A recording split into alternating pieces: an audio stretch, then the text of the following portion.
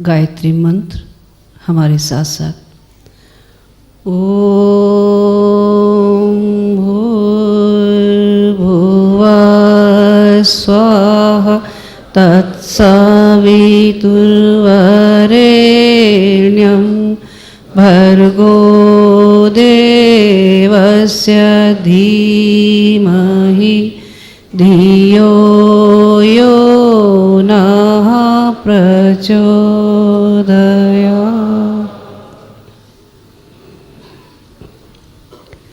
परम पूज्य गुरुदेव और वंदनीय माता जी की सूक्ष्म उपस्थिति में विराजमान शक्ति स्वरूपा माताओं, बहनों और भाइयों, आज बसंत का पावन पर्व, उमंगों और उत्साह का दिन, वो दिन जिसने हमारी गुरु सत्ता को निहाल किया, उनके जीवन में आया वो बसंत आज भी बसंत है। कहते हैं सृष्टि का निर्माण जब हो गया तब ब्रह्मा जी ने सारी गतिविधियाँ भी अपनी शुरू कर दी। सारी सृष्टि के क्रम नियमित रूप से चलने लगे।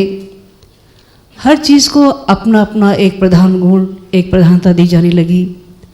ऋतुओं में भी ऋतुराज बसंत को घोषित कर दिया गया। जब ऋतुराज बसंत घोषित कर दिए गए तब बाकी ऋतुओं के मन में आया, हमारा अपना एक अजीज, हम में से ही कोई एक राजा चुना गया। हम सब के लिए कितनी बड़ी प्रसन्नता की बात है। हमारे अपने, जिनको हम अपना कहते हैं, वो सम्मान के शीर्ष पर पहुँचे हैं, उन्हें हम कोई उपहार न दें, ऐसे कैसे संभव हो सकता है। ऋतुएं सब सोचने लगी, हम अपने राजा को, अपने प्रिय को, अपने इष्ट को क्या उपहार दें। विचारणा चली रही थी, सोचे जा रहे थे कि ऐसी कौन सी चीज़ हो सकती है मूल्यवान जो अपने आराध्य के चरणों में अर्पित की जाए।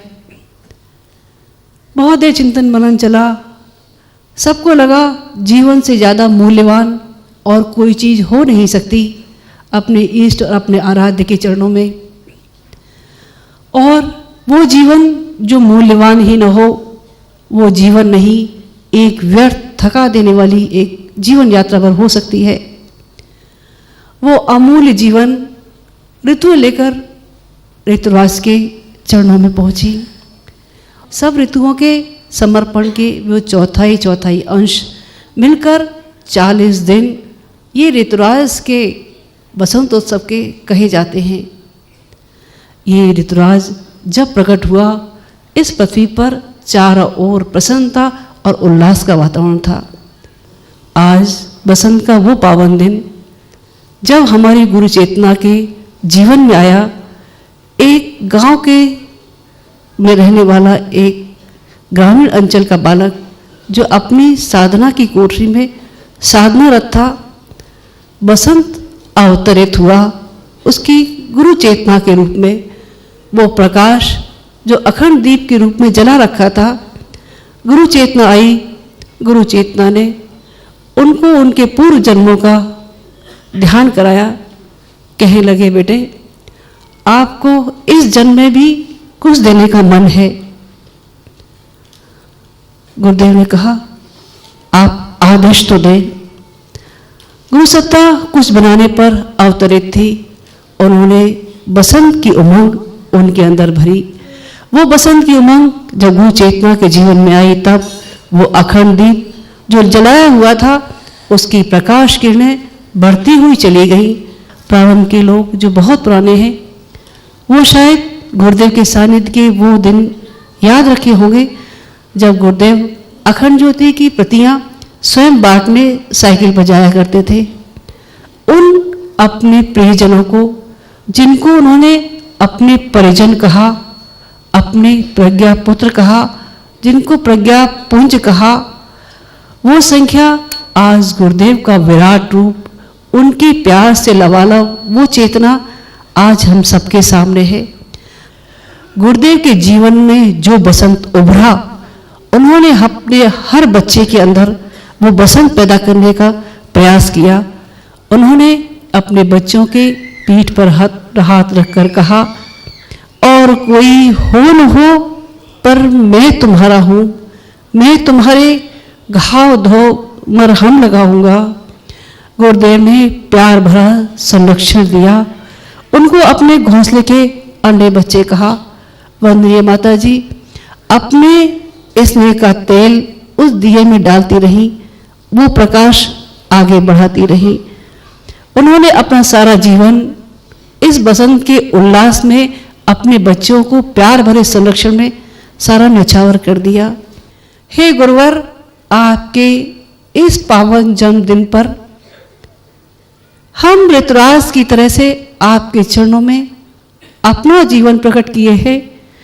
अपनी आलोक का, अपने ज्ञान का, अपने उमंग का, अपने उत्साह का, अपने प्रकाश का बसंत हमारे जीवन में अवतरित करते रहना आपके चरणों में। ऋतुराज तो नहीं, ऋतुएं तो नहीं, लेकिन ये नन्हे नन्हे जीव, आपके बालक आपके चरणों में अपना सब कुछ अर्पित करते हैं। हे गुरुवर, आपके जन्मदिन पर आपको कोटि कोटि प्रणाम, शत वंदन। ओम शांति। रंग बसंती चोला पहने बलिदानी हम आगे आए, त्याग समर्पण सेवा का इतिहास में नया हम रचते जाएं।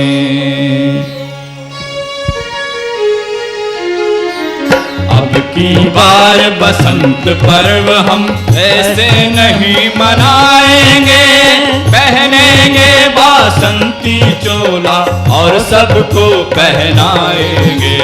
अब की बार बसंत पर्व हम ऐसे नहीं मनाएंगे, पहनेंगे बासंती चोला और सबको पहनाएंगे। अब की बार बसंत पर्व हम ऐसे नहीं मनाएंगे।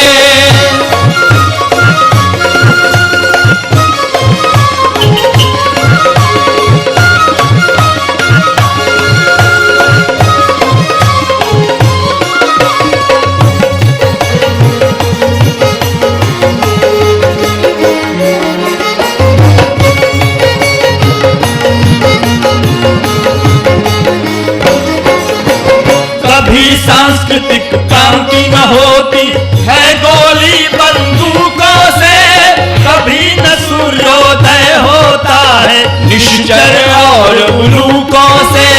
हिंसा से सूली पर चढ़ते ईसा और मंसूर, यहाँ संस्कृति वही महकती करुणा से मन में भरपूर जहाँ। संवेदना स्नेह की वर्षा में जनमन नहलाएंगे, संवेदना स्नेह की वर्षा में जनमन नहलाएंगे। पहनेंगे बासंती चोला और सबको पहनाएंगे।